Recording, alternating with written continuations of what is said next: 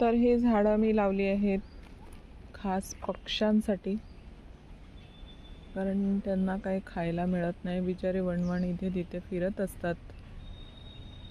तर म्हटलं त्यांच्यासाठी काही झाडं लावूया म्हणून चिकूचं झाड लावलेलं. त्याच्यात त्यांनी छोटंसं एक घरटं पण केलं आहे बघा. इथे तो एक छोटं चिकू आहे, छोटंसं घरटं एक पावसाळ्यात केलं होतं, ते तसंच आहे. पक्षी उडून गेलेत. चिकूला आता फूल येते, असं याच्यामध्ये लावलेलं मी. पावसाळ्यात नंतर हे काढून जमिनीत लावायचे. इथे सफेद जांब आहे, जांबू म्हणतो आम्ही त्याला. ह्याला पण आता जमिनीमध्ये लावायला लागेल पावसाळ्यामध्ये.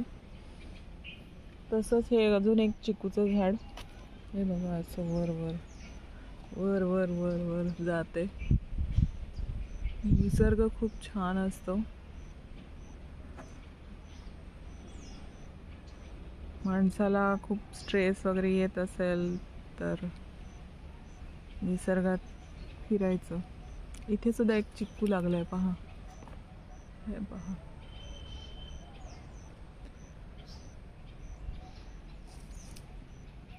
मला झाडं खूप आवडतात. इथे केळीचं आहे, केळीचं झाड.